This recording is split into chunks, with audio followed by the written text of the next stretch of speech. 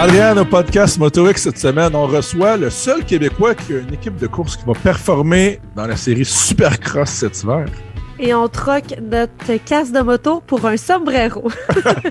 Absolument, après ceci, on reçoit Julien Perrier de PRMX. Dans le podcast MotoX avec Andréane. Andréane, comment ça va? Ça va bien, toi? Yeah, ça va super bien. Je te demande ça, mais tu sais, t'es dans la pièce d'à côté, je sais que ça va bien, là. C'est ça, exactement. Pour la forme. Pour la forme, les présentations. Gros merci d'être là. Écoute, aujourd'hui, 100% motocross, on tripe, on parle de supercross. Mais juste avant de commencer avec notre invité, faut évidemment remercier nos commanditaires qui rendent possible le podcast. On parle de Husqvarna Motorcycle Canada, Motoman, VP Race Fuel, DL Performance, Silverwax et Pantera Motorsports. On commence avec notre invité du jour, Julien Perrier. Comment ça va? Ça va très bien, vous autres. Yes! Ça va très, très bien. Écoute, Julien, bien content de t'avoir parce que je pense que, pour ceux qui ne le savent pas, tu es le propriétaire de l'équipe PRMX, équipe qui est bien connue au Canada, équipe de motocross. Et beaucoup de momentum présentement pour PRMX à l'aube d'une grosse saison de Supercross. La vraie affaire, là, Andréane. Là. Qu'est-ce qu'on écoute à tous les hivers, là? Trop à chaque samedi soir sur le laptop. Là. Et là, PRMX va faire partie de ça. Écoute, beaucoup de changements. Je pense que la plupart du monde qui sont dans le milieu du motocross aux courses, du moins te connaissent absolument. Mais je pense qu'il y a beaucoup de personnes qui te connaissent moins en tant que personne. Et je veux qu'on parle de l'équipe, comment ça a commencé, où ça s'en va de ça, parce que je pense que c'est très, très prometteur. Donc, écoute, je vais te laisser aller. Vas-y, commence par les débuts, parce que c'est une super histoire. Hein. Écoute, les débuts, c'est comme n'importe quoi. Là. C'est une idée complètement un peu stupide, si tu veux. Là. J'ai tout le temps été dans le monde motorsport, si tu veux. Je fais un peu de VTT, de la compétition, un peu d'enduro-cross quand j'étais plus vieux un peu, parce que quand j'étais un petit peu plus jeune, il fallait que je travaille le plus possible pour pouvoir me permettre des choses comme ça. Fait que histoire courte, en 2010, je me rachète un motocross avec mon cousin, puis je suis parti sur une idée de vendre des pièces et tout ça. Fait que je commence, tu sais, je fouille un peu à gauche, à droite. Là, je commence à trouver des places pour acheter des parts. J'en vends du monde. Fait que là, tu sais, de fil en aiguille, écoute, je peux te faire un petit deal si tu rends mon sticker. Ça s'appelle PRMX pour mon nom de famille puis tout ça. Fait qu'on commence là-dedans. Écoute, je peux en parler pendant des heures, mais ça a commencé à peu près comme ça. Écoute, ça fait plus que 10 ans, ça va faire 12 ans bientôt que je patauge là-dedans, si tu veux. C'est ce côté-là. Puis de fil en aiguille, tu sais, je fais des courses au Québec, tu fais des courses au Canada. Après ça, c'est comme, OK, ça va vraiment pas super bien. Fait que là, tu te penses à des idées, comment je pourrais venir à bout de percer dans tout ça. Au Canada, les budgets sont super restreints, puis c'est souvent titré aux mêmes gens. Puis c'est normal, ils sont là, ça fait des années. Fait que tout est comme pas vraiment connu, pas de background en pro, pas de background de grand-chose en moto, à part que tu es un peu innocent, puis ça te tente de faire ça. T'sais? Fait que c'est comme, OK, ça a été vraiment, vraiment beaucoup de travail. Puis ça l'est encore day in, day out. Là. Je viens d'arrêter de laver des bikes. Je lave encore des bikes moi-même pour faire le podcast aujourd'hui. Fait que c'est ça, ça a été vraiment un cheminement long, mais c'est ça a fait en sorte que c'est bon aujourd'hui. Parce qu'un cheminement court, on le voit souvent de nos jours, c'est que c'est très hot, on the spot, si tu veux, c'est big, puis 2 ans après, l'équipe, c'est fini. Oui, moi, j'ai choisi le chemin un peu plus douloureux. Puis, tu sais, oui, dans le temps, t'as des mauvaises expériences avec des gens, des bonnes, des moins bonnes. Mais tu sais, c'est parce que dans la vie, tu peux pas commencer au top. Faut que tu commences en quelque part. Puis, tu sais, c'est ça. C'est vraiment un long cheminement. Puis c'est celui que j'ai choisi un peu par côté du budget. Fait que tu peux pas arriver, bon, ben, j'ai 2,5 millions, je vais le dropper, on s'en va au Supercross. Non, ça se fait pas de même pour quelqu'un de Mirabel.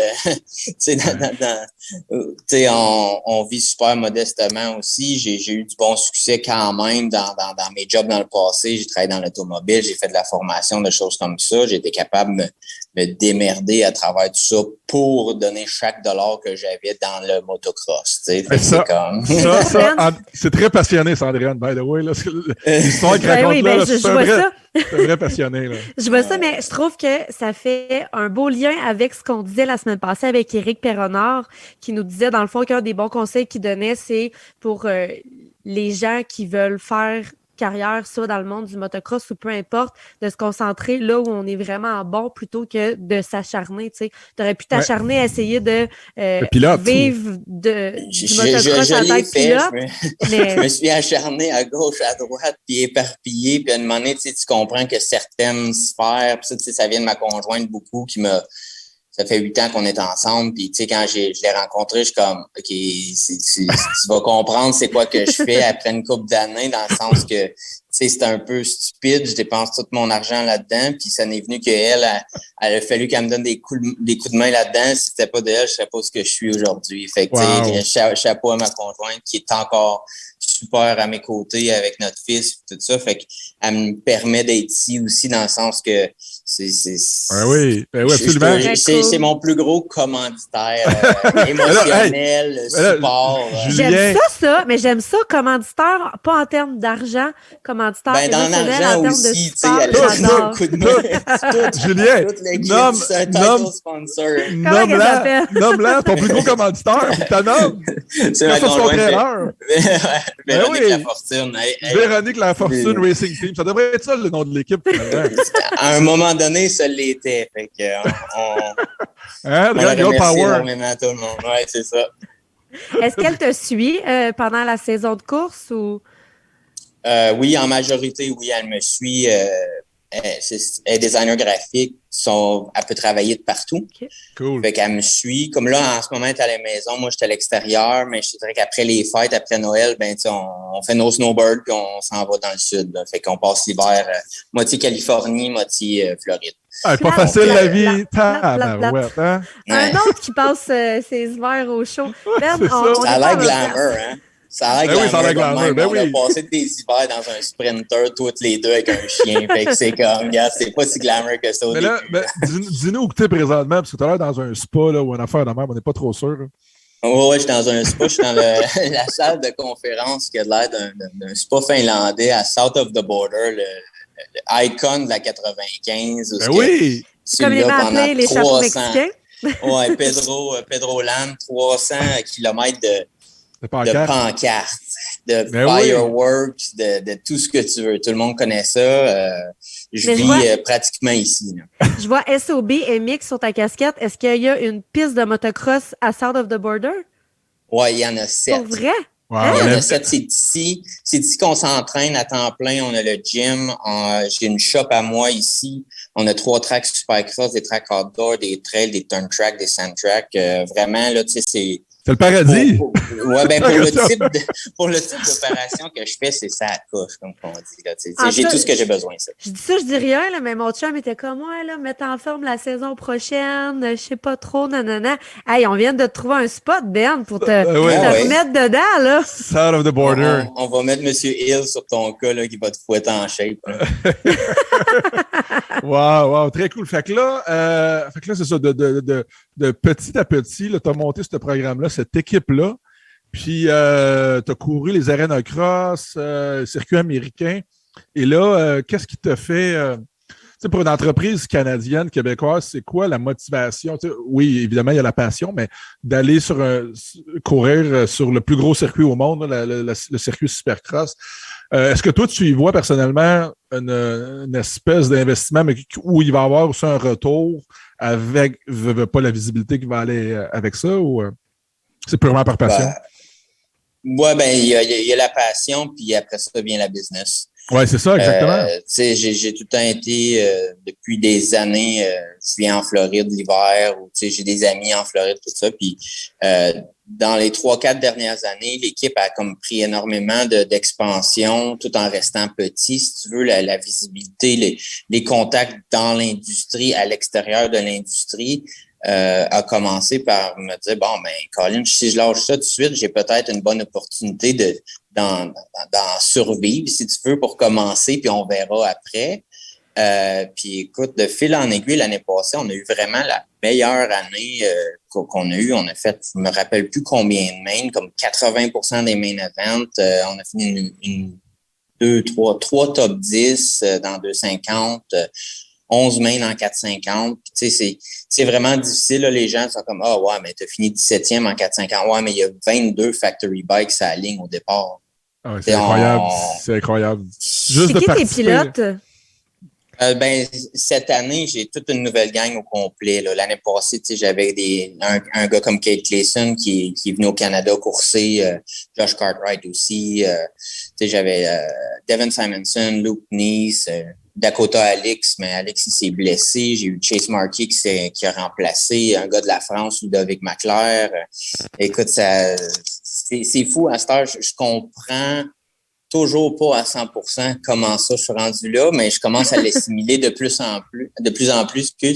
Puis c'est comme je reçois des emails, des téléphones, des gens que tu sais, j'ai regardé rouler eux autres, puis j'ai comme ils font pas m'écrire là, tu sais, c'est comme puis là, ils m'écrivent pour avoir une ride là, tu sais, fait que c'est comme c'est cool là, tu sais, Ouais. cette année ça a été un gros breakout pour les courses, puis là cette année avec les commandites, là, j'ai ouvert une business aux États-Unis. J'ai plus le choix où est-ce qu'on est rendu parce que ça génère quand même des entrées, des sorties monétaires que ma compagnie canadienne peut plus vraiment comme gérer tout ça. Fait que là, on a ouvert, dans le fond, PRMX Racing LLC en Floride. Donc, c'est vraiment une compagnie legit qui gère tout le portefeuille, si tu veux, des courses et tout ça, là. Wow, c'est très, très cool. Mais à la base, si tu parles d'entreprise, à la base, ton entreprise PRMX, c'est une entreprise qui fait la distribution, si je me trompe pas, de pièces, c'est ça? Oui, exact. Je l'ai fait. J'ai fait de la vente au détail. Après ça, j'ai fait un peu de distribution. Puis, un peu comme je disais tantôt, tu te pitches à gauche, à droite, tu veux ça. Ah, ça, c'est plus beau. On embarque là-dessus, on embarque sur d'autres choses. Plus que ça va, plus que je suis one side, je fais des courses, je gère mon équipe de courses. Je vends encore des pièces à certaines personnes qui veulent bien en acheter.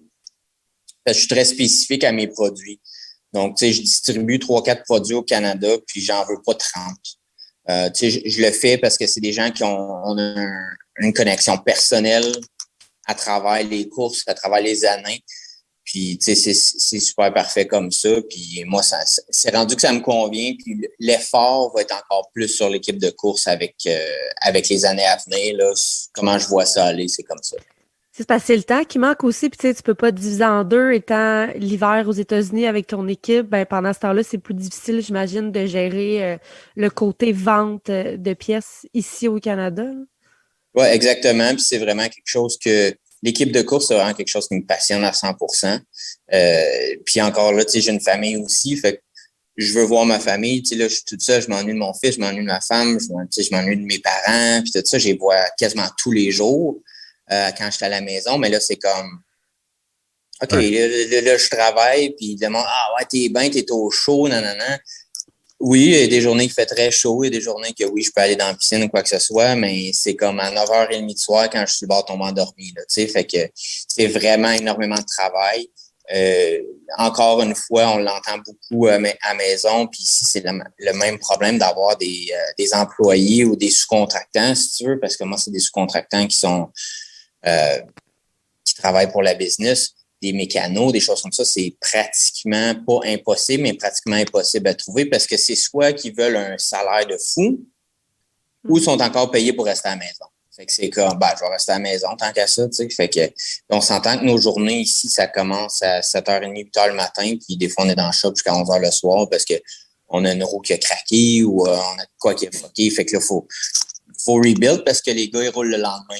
Fait que c'est comme, OK, on n'a pas le choix, let's go. Fait que c'est ça. Ça, c'est excessivement épuisant sur ce côté-là. Mais encore là, j'adore ça. Juste des fois, j'aimerais avoir plus d'employés ou d'aide, mais ça va venir avec le temps. Là, les choses sont en train de se placer beaucoup ici, plus qu'à la maison au niveau COVID. Là, si tu veux, les gens comme sont plus sur le retour du travail, puis ça devrait être plus facile. C'est facile d'avoir des mécanos aux courses. Ça, c'est facile. Mais des mécanos day in, day out à faire le dirty work, ça, c'est beaucoup de travail. Être mécanicien, je pense que les gens réalisent pas à quel point c'est du travail à être mécano pour un pilote, parce qu'évidemment, il y a les courses. Bon, les pilotes, c'est pas les pilotes, mais les mécaniciens mettent beaucoup d'heures sur les motos, mais il y a la semaine aussi, les pilotes, les mécaniciens doivent travailler sur les motos, aussi les motos de pratique et tout ça. Donc, c'est quasiment un travail 7 jours sur 7 durant la saison. C'est vraiment, vraiment difficile. Il y a le voyagement au travers de ça. Donc, c'est beaucoup, t'es pas beaucoup à la maison. Fait que c'est pas un travail qui est facile à être mécanicien. Encore là, faut vraiment, vraiment être mordu. Mais moi, j'avais une question. Quand tu pars une entreprise comme ça, parce que tu as dit que tu as démarré justement une nouvelle business pour l'équipe aux États-Unis, est-ce que tu as parti ça? Est-ce que tu t'es associé justement avec un partner, un Américain, justement, pour faciliter les choses un peu? Ou tu as dit non, moi, je fais ça, ça passe, ça casse, ça va être moi, puis that's it. Je dois rien à personne, finalement. Là. Un peu comme je t'ai dit tantôt, moi, c'est vraiment ça part de moi, puis ma conjointe qui est tout le temps avec moi, mais j'ai essayé des genres de partnership dans le passé, puis ça n'a jamais vraiment fonctionné. Puis depuis ce temps-là, je suis vraiment comme, sans dire selfish, là, parce que j'aide énormément beaucoup de gens dans le domaine de la moto, mais je suis selfish. Oui, je le pars avec moi, je le pars toute seule.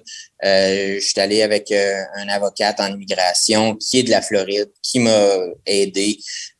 Ça a coûté un petit peu plus de sous, sauf que là, mon LLC, il appartient à moi.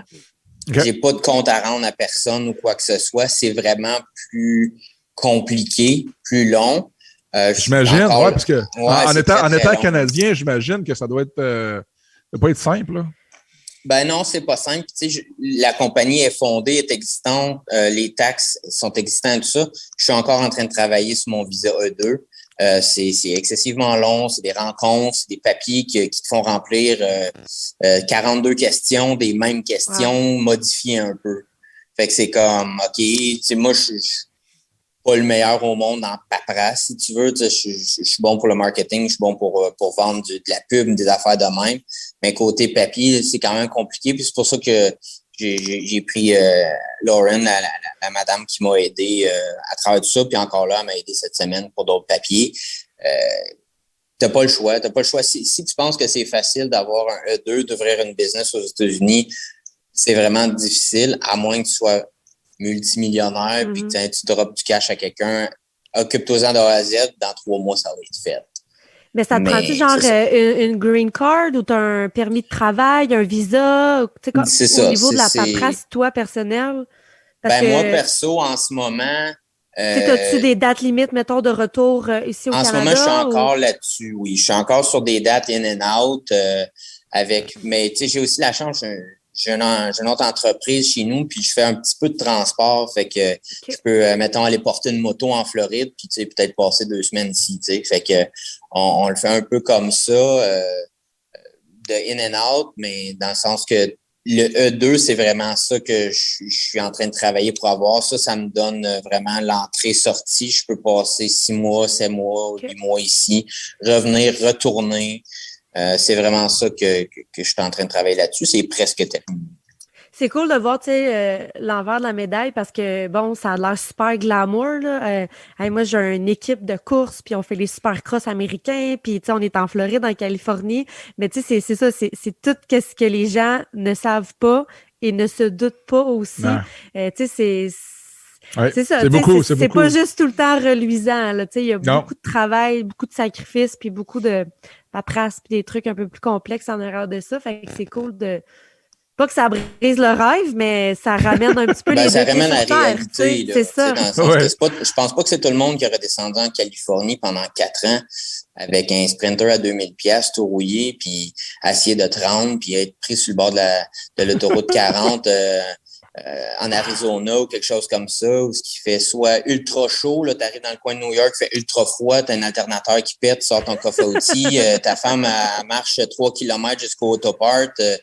J'en ai des histoires de même là, à pu finir. Là. Fait que tu passes beaucoup de temps sur la route, puis tu n'as pas des millions pour te backer, fait que tu roules avec un peu des vidanges. Là, tu roules avec des vieux camions, des vieilles choses comme ça. Puis on a passé la majorité de nos hivers, soit dans des sprinters, soit dans une roulotte, ou c'est pas des gros hôtels, là. On n'est pas dans behind the scene en F1, là, où ce que tout le monde arrive en Aston Martin. Là. Fait que t'es pas genre dans le spa finlandais de ton penthouse, là, genre au 20e étage du Hilton ou je sais pas quoi. Là. Non, souvent je suis en train de frotter le bain avec un SOS parce qu'il est jauni. Là. Fait que...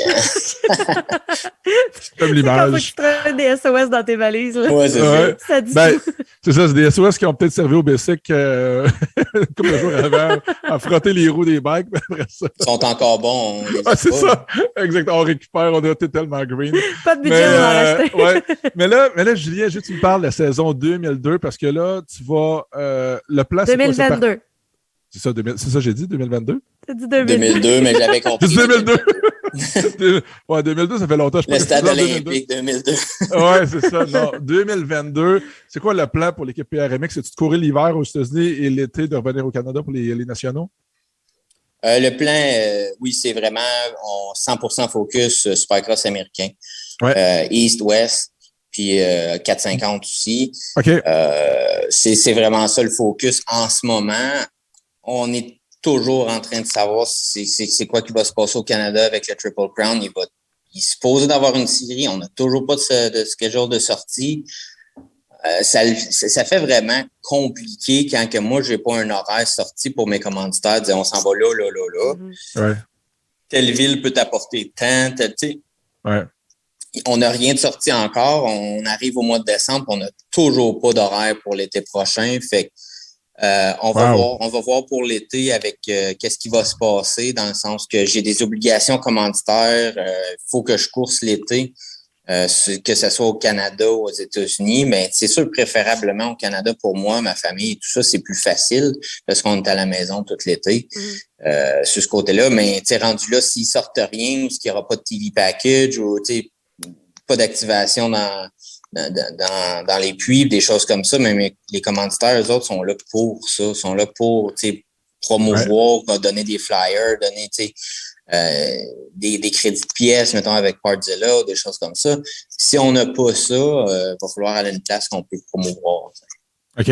C'est fou, quand tu es rendu à devoir construire un peu ta saison de course, pas sur se concentrer sur vraiment les courses des pilotes, mais te concentrer sur, OK, qu'est-ce qu'il faut faire pour répondre aux contrats des commandites? Ben, c'est que les courses, c'est que les résultats sont plus assez maintenant. Ça prend une stratégie alentour. Marketing alentour. Mais c'est de la job de plus aussi pour toi. Là. Et excessivement, là, il faut engager des gens pour prendre des photos, prendre des vidéos, parce que au Supercross, je n'ai pas le droit de prendre de photos. Il faut que j'aille avec leur photographe. C'est vraiment comme structuré, c'est bien, c'est structuré, c'est cool, mais d'un autre côté, c'est de l'argent qui sort de gauche à droite. C'est vraiment un peu comme tu dis, avant, un gars comme exemple Justin Hill, qu'on va sûrement en jaser tantôt, champion Supercross en 250, tu signes un gars comme ça, il fait du top 10, ta publicité est monstre. Non, plus à Star. Faut qu'il soit sur TikTok, Facebook, Instagram, faut qu'il fasse des reels. Patentes-là. Ouais. Puis ces gars-là, je te dirais que pour en connaître une bonne gang, ils sont pas tant intéressés à ça. Ils ont du fame parce qu'ils sont ce qu'ils sont. Ils l'ont eu dans le temps où oui, les réseaux sociaux étaient importants, mais pas comme aujourd'hui. Aujourd'hui, tu as des gars qui font même pas des night shows. Night show, c'est de passer à la partie du soir, puis ils font même pas de main event. Ça, c'est la finale, qui ont des excellents commanditaires parce que ça coche sur les réseaux sociaux, TikTok, Instagram, font des vidéos, ils se font payer par, genre un peu des ambassadeurs, là, tu sais, c'est pas des filles en bikini, c'est des gars en motocross, là, tu sais, fait que... ça peut être sexy, là, un gars en motocross, là. Bon, moi, ça me dit rien, là, mais peut-être pas. Non, mais je pense que Ben m'a eu. Hey. Ben, c'est ça que j'allais dire. Il a c'est joué ça la que j'allais carte dire. dans motocross en tabarouette. Ben là, ça a marché. Mais ouais, c'était intéressant ce que tu dis. Puis tu parlais de commanditaires. Parlons-en des commanditaires parce que évidemment, pour participer à une aussi grosse tournée que le championnat américain de Supercross, ça prend du support, ça prend des gros commanditaires. Souvent, on dit des outside sponsors, des commanditaires qui vont vraiment t'amener pas juste de l'équipement, là, mais vraiment un budget monétaire pour pouvoir payer les dépenses. Donc, toi, de ton côté, c'est quoi que tu as monté comme programme? Dans le fond, j'ai des plateaux aux commanditaires sans aucune prétention là-dessus. Aujourd'hui, au programme où ce qu'on est rendu, dans ma tête, c'est encore très petit, mais faut que je regarde les chiffres puis je dis, OK, là, tu sais, accepte le fait que c'est rendu un petit peu plus grand que tu le penses dans ta tête. Puis c'est vraiment, tu commences avec un programme où là, on a une semi-remorque, tu commences avec des logos en bas, qui te donne une place sur l'aile en arrière, qui donne une place ses manches de chandail, qui te donne un post Instagram, ça coûte X montant. Ouais. Avec produit. Puis plus tu montes. Effectivement, tu as le title sponsor. C'est ça que tout le monde veut ça, là, c'est ça. Ben, tu sais, ça fait quoi, là, 11 ans que je le fais, mais mettons 7 ans que je le fais vraiment comme plus poussé. Puis c'est la première année que j'ai un vrai title sponsor qui est Pardzilla aux États-Unis. Je l'ai pour 2 ans, puis une 3e année optionnelle si je décide de signer ou pas. C'est des gens comme ça qui me permettent de un peu arrêter de dépenser notre argent là-dedans. Ouais. Parle-nous-en de ton commanditaire, ton title sponsor, parce que j'avais jamais entendu parler de cette entreprise-là avant. Je trouve ça pas mal cool. Le nom aussi est accrocheur et tout ça. Ouais, Pardzilla. Comment ça s'est arrivé, ce partnership-là? C'est de fil en aiguille. Moi, je suis avec Kawasaki sans être avec Kawasaki. Je prends mes motos au Canada chez Roger A. Pelletier avec Dave Pelletier depuis des années. Sans vraiment support Kawasaki, on vient à bout, moi puis Dave, de le faire ensemble, c'est super le fun. Puis on veut continuer comme ça, puis on veut réveiller Kawasaki, dire regarde, il y a plusieurs années où on finissait en avant de l'équipe Factory Kawa dans des courses, des choses comme ça. Puis là, tu sais, je suis rendu aux États-Unis l'hiver. J'ai resté vert parce que je suis habitué avec la moto, je l'aime bien, je connais beaucoup de choses avec, on a beaucoup de R&D, là, de développement course et tout ça. Ça a commencé l'année passée à Atlanta, puis la Georgie, c'est un très gros spot pour les maisons mères comme Kawasaki et Pardzilla, des choses comme ça. Puis on a une course là-bas. Puis j'ai un rep de Kawa qui est venu me voir, puis on se connaissait pas, mais par le dealer que j'avais acheté des motos, il me connaissait, puis il est venu voir la rig, il est venu voir les motos, puis il a comme, sans dire tombé en amour, mais il a trippé sur ce qu'on faisait, puis tout ça, comment c'était clean, comment que les motos étaient bien montées, comment qu'on représentait Kawasaki à un niveau où c'est vraiment hot. Ouais. Lui, dans le fond, quand que la saison est finie, il me dit, tu sais, j'ai peut-être quelqu'un à te présenter, tu sais, comme introduce. Je suis comme, OK, cool, tu sais. Puis souvent, tu sais, il y a tout le temps quelqu'un qui veut parle à ce gars-là, il veut commencer l'équipe, puis au final, tu sais ce que ça peut donner, là, ces genres de références-là. Ah ouais, je vais te donner c'est ça. Des 50%, tu sais. Un t-shirt. Un t-shirt, mets tes collants. Fait que, mais justement, je fais une parenthèse. Oui, vas-y. Montre donc ton chandail parce que je vois que tu as le logo. Fait que, tu sais, des fois, pour les gens qui sont visuels, on va pouvoir le reconnaître là, de Pardzilla. Ouais, puis il va y avoir beaucoup d'apparel qui va sortir bientôt avec tous les commentaires et tout ça. Fait qu'on va publiciser ça en masse. Bon, à revenir à tout ça, le monsieur, il m'a donné un numéro de téléphone, puis je m'en allais chez Pelletier, je pense que je conduis, tu sais, c'est comme 6 heures de chez nous, fait que, je vais l'appeler, le gars, je jase au gars, puis non, puis écoute, je pensais jamais qu'un coup de fil de même était pour être aussi hot que ça, tu sais, après ça, il m'a dit, dans 2 semaines, vendredi à 10h, on fait un Zoom avec le propriétaire de la business, puis genre, les gars de marketing, puis ça, fait que, je disais à ma blonde, je vais y aller comme j'y vais, tu sais, dans le sens pas préparé. J'étais pas préparé. Je vais y aller comme je le sens, tu sais. puis ils ont vraiment trouvé ça bien, puis c'est ça, ils ont embarqué pour 2 ans plus une 3e année. Wow, c'est cool. C'est cool. C'est très cool. Puis c'est rare que c'est simple comme ça, hein?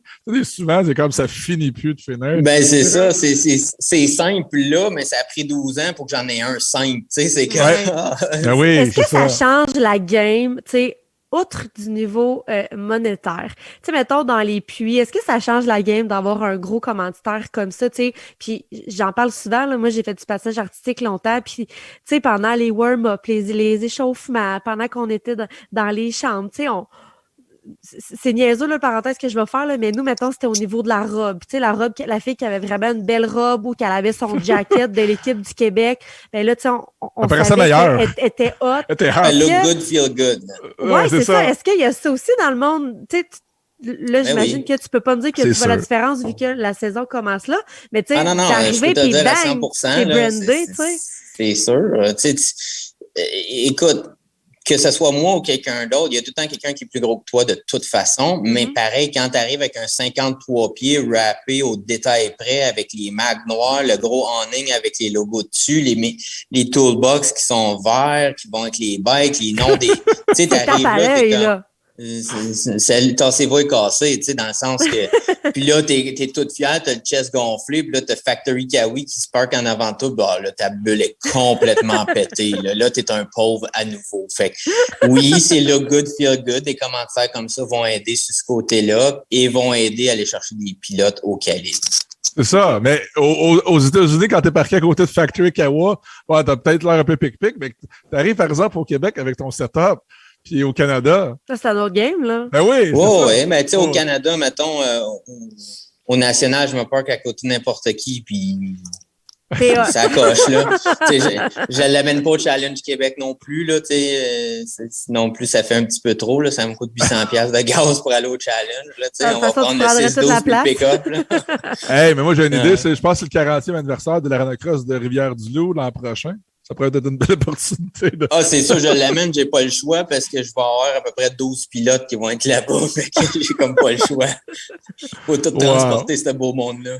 Wow. Hey, parlant de pilote, évidemment, le sujet finalement du jour, c'est le fait que tu as signé Justin Hill, ancien champion américain de Supercross en Lights Class, frère de Josh Hill, des méga talents, ces gars-là. Moi, je connais un petit peu Josh Hill, je l'ai vu quand il était venu au Stade olympique à Montréal, au Supercross, puis les vidéos qu'il fait, je veux dire, c'est des gars incroyables, là, tellement smooth, tellement beau à voir. Puis Justin Hill, qui est le petit frère de Josh Hill, qui s'était vraiment démarqué aussi, qui s'était rendu Factory Suzuki, je pense à l'époque, ou GGR, c'est ça? Ouais, Factory Kawa, Factory Suzuki, Factory tout ce que tu veux. Là, il a fait toutes les grosses équipes. C'est ça.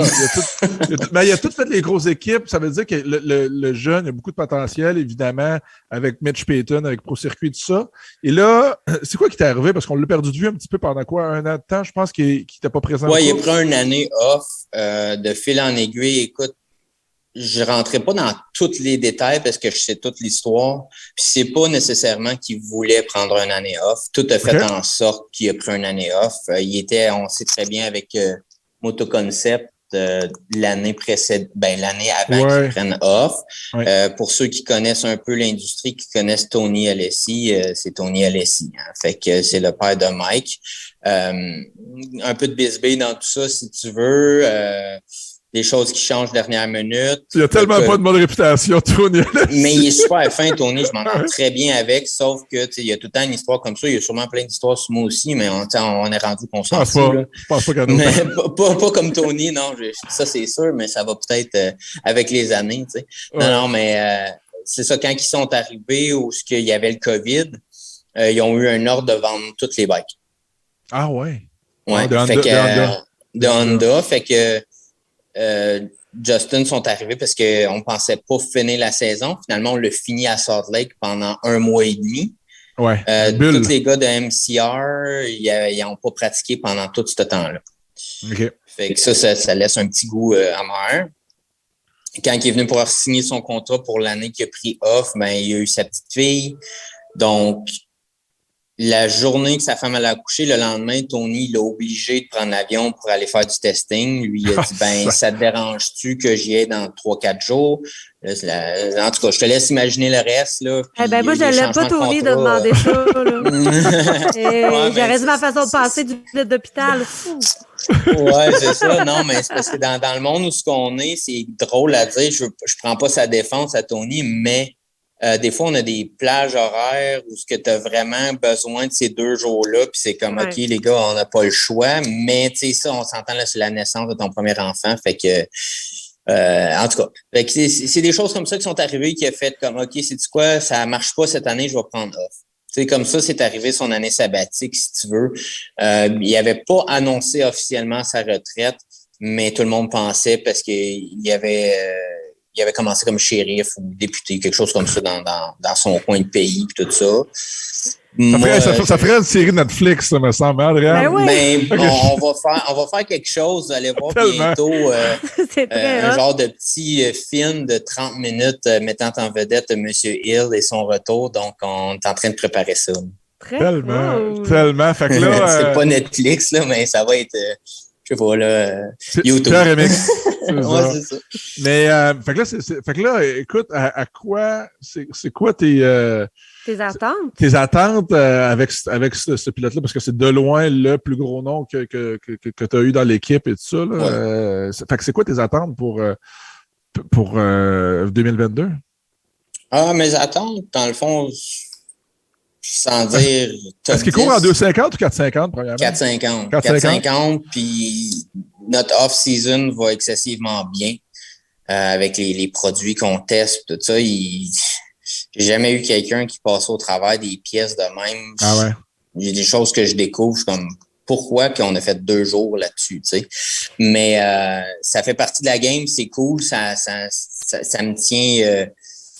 occupé, puis ça me tient à développer le programme aussi pour qu'est-ce qui peut s'en venir dans les prochaines années, d'avoir des gars comme ça dans l'équipe, tu sais. Mes goals avec Justin, puis les siens aussi, c'est du top 10. Oui. C'est ça qu'on veut faire en 450, ce qui va être vraiment unique, parce qu'on va être la seule moto privée dans le top 10 si ça arrive, tu sais. Même dans le top 15, il n'y en a pas de moto privée, là. Ma question va démontrer à quel point je m'y connais en motocross, mais je la pose quand même pour ceux qui sont peut-être moins à l'aise ou que c'est une nouvelle passion. Là, ce 450, là, il va courir avec genre Roxanne, Anderson, puis cette gang-là. Là. Ouais, on voit c'est qui tes préférés tout de suite. Donc, ouais. Je pense que c'est les préférés de bien du monde, ouais. De bien des filles. Ouais. Non, c'est du gros calibre. OK, là, c'est genre les bigs, là. C'est la big affaire. C'est le top du top, là. Le top du top. Ouais.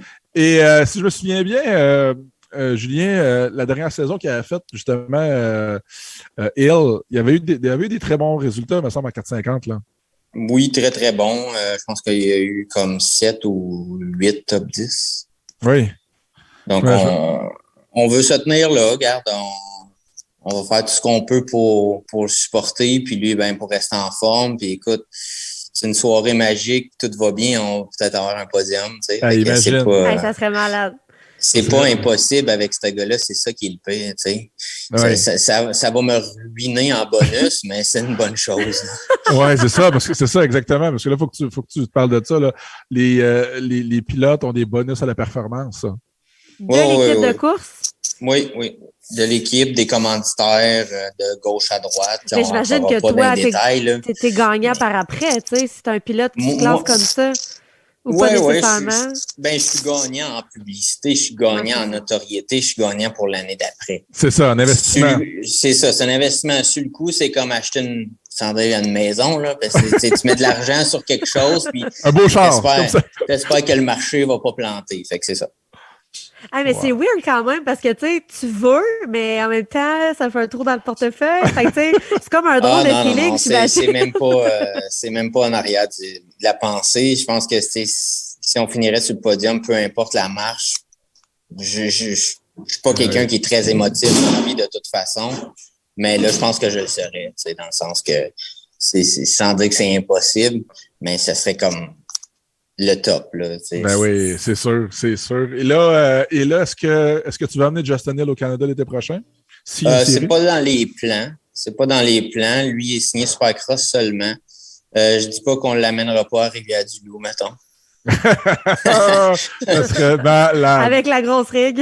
Ouais. Il y a des fortes chances que moi et Paul, on en a discuté brièvement. Si tout nous permet, j'ai une manière de faire monter Justin à Rivière-du-Loup. Je sais que les gens disent pourquoi tu l'amènerais à Rivière-du-Loup?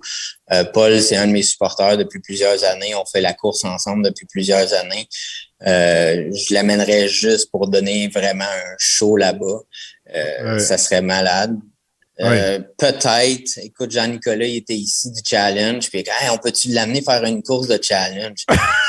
On peut, regarde, tout est possible, tu sais. Fait que c'est comme, peut-être qu'il va faire quelques apparitions au Canada juste pour pimenter un peu notre sport, puis aller chercher peut-être des gens qui vont venir voir les courses, puis aller chercher plus de spectateurs.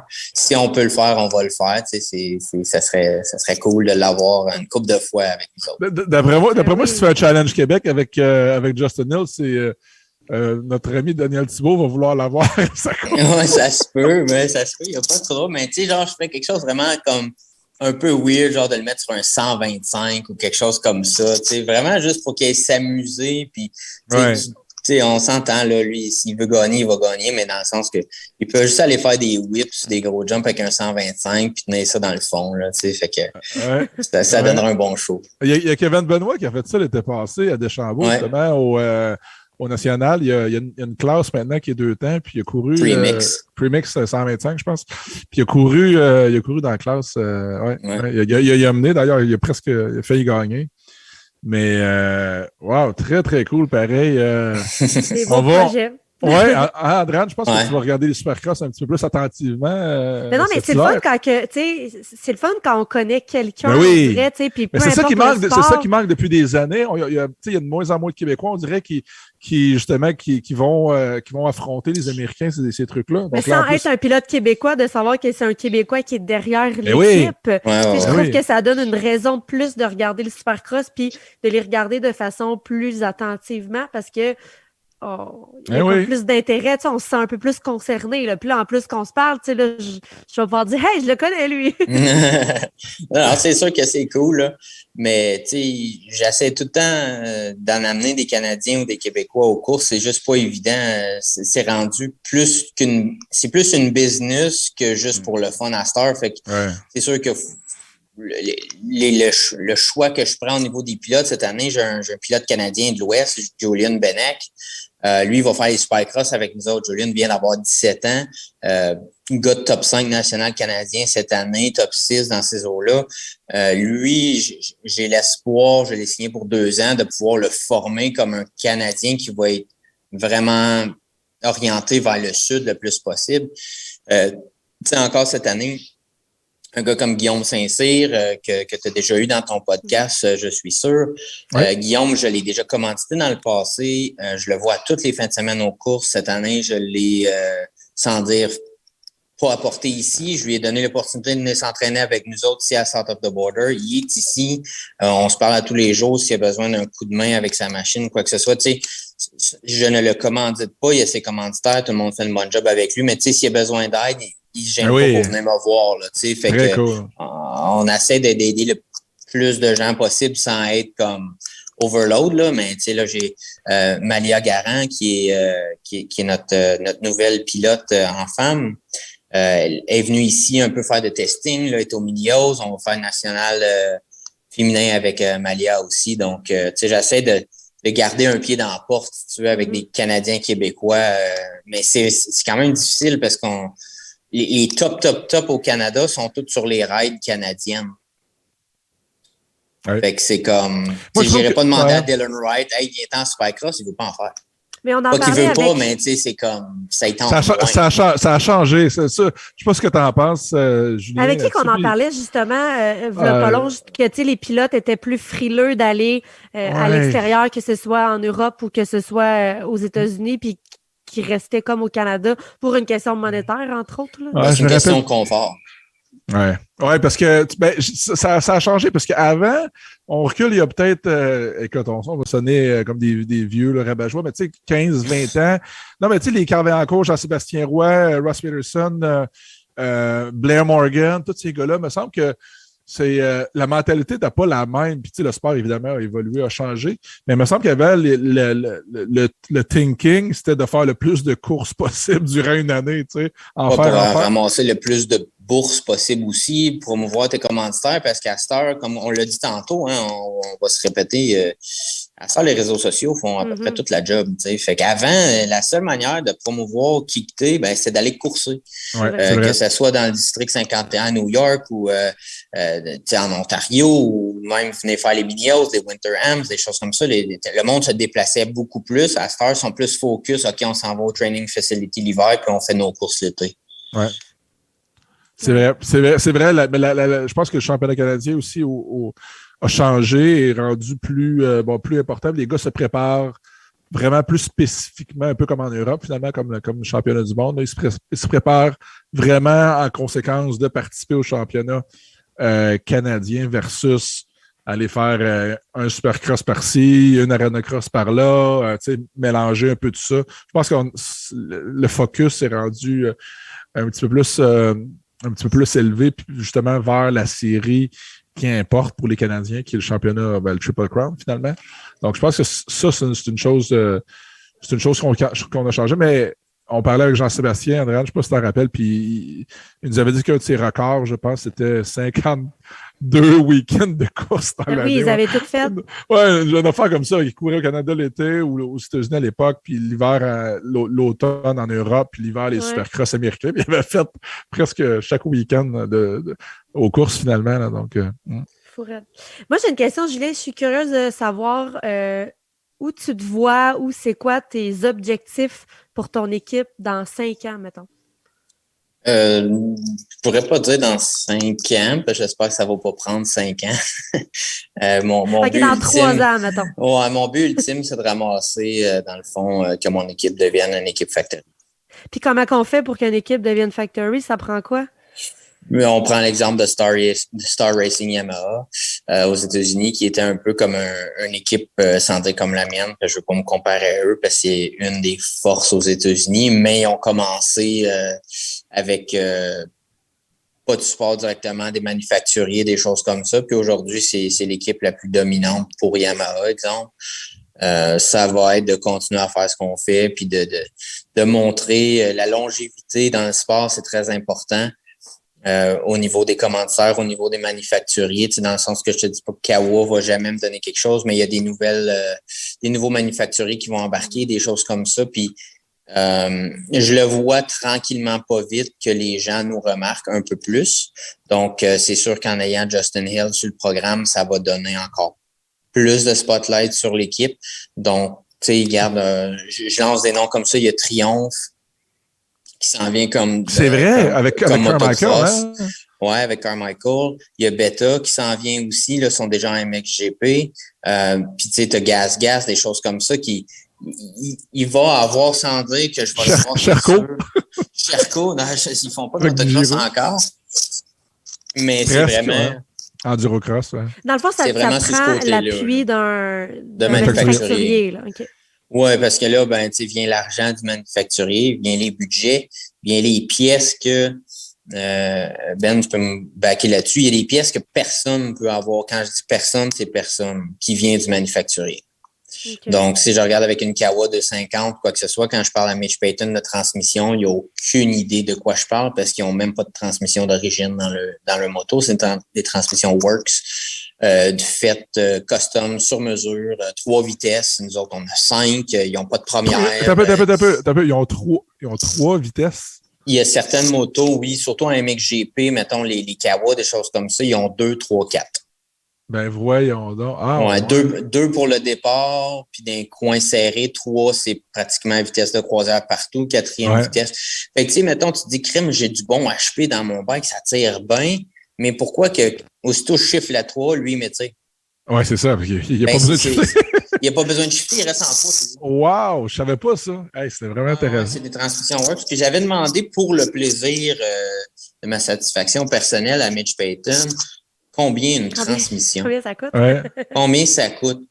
Je dis, OK, je serais intéressé. Il dit, t'en veux combien? Bon, une, mettons. Il dit, c'est 25 000. Ah ouais, wow. 25 000 US. Wow, incroyable. Fait que là, je me suis dit, c'est-tu parce qu'il veut juste pas m'en vendre une?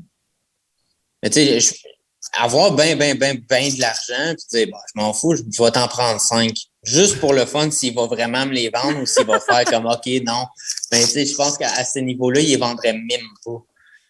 C'est big à ce point-là de faire les motos factory, c'est des motos vraiment différentes de ce que nous, on est capable de faire, mais on est capable de compétitionner quand même. Fait que c'est ça qui est cool. Ouais, imagine. Ah, ben, imagine on te le souhaite. Vraiment, vraiment. Écoute, imagine Triomphe, c'est vraiment malade. J'ai hâte de voir ce qu'ils vont sortir comme moteur. Ou peut-être, on en parlait avec Éric Perrenard, peut-être un manufacturier de moto électrique qui sait. Ben, ça va venir, hein. C'est plate à dire pour le son, mais ils vont tout avoir des subwoofers dans leur moteur, là, tu sais, pour sortir du son, mais on s'enligne là-dessus dans plusieurs années, mais ça peut arriver.